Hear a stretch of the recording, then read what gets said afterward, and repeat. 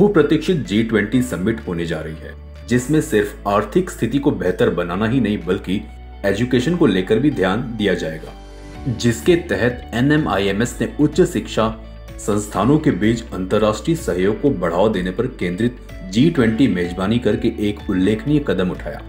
इस सहयोग का उद्देश्य गुणवत्तापूर्ण शिक्षा प्रदान करने के लिए शैक्षिक संस्थानों के बीच वैश्विक जुड़ाव को बढ़ावा देना है और एक स्थायी दुनिया बनाने और वैश्विक असमानताओं को कम करने के लिए वैश्विक चुनौतियों के समाधान करने के लिए छात्रों को तैयार करना है।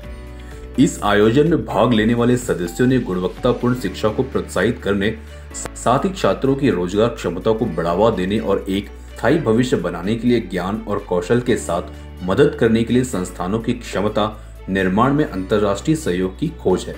SVKM NMIMS के vice chancellor doctor Ramesh Bhatt के अनुसार G20 गोलमेज सम्मेलन में चर्चा वैश्विक उच्च शिक्षा स्थानों के बीच सहयोग और साझेदारी को आगे बढ़ाने सहित विषयों पर केंद्रित रही। विचार विमर्श में शिक्षा और सीखने के प्रयासों में समावेशिता, बेहतर गतिशीलता के लिए छात्र विनिमय कार्यक्रमों को बढ़ाना, भारत और विदेश दोनों में छात्रों के लिए अंतर्राष्ट्रीय शिक्षा को सुलभ बनाना शामिल है। न्यूमैन ने कहा कि हमने इस बारे में बात की विश्वविद्यालयों के बीच अंतर्राष्ट्रीय सहयोग कैसे सतत विकास लक्ष्यों को पूरा कर सकता है।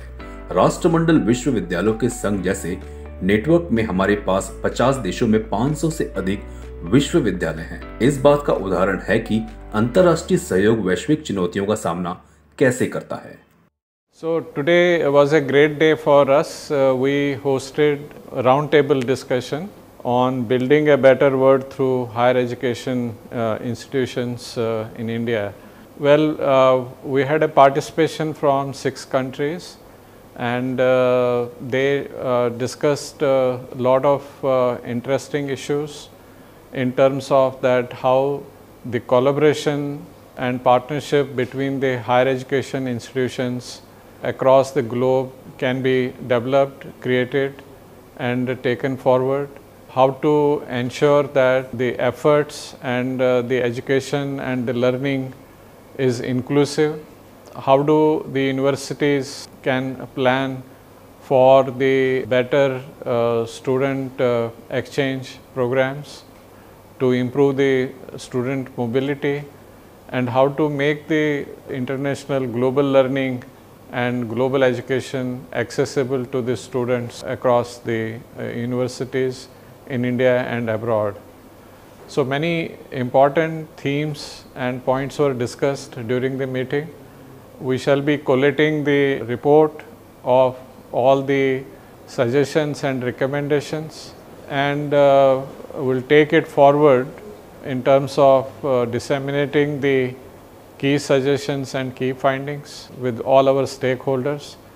And I am sure that some of the suggestions which have been provided on improving the student mobility, student learning, having a better perspective and better exposure to the global learning systems, it is all going to benefit universities, and it is going to benefit us to ensure we have great programs in place.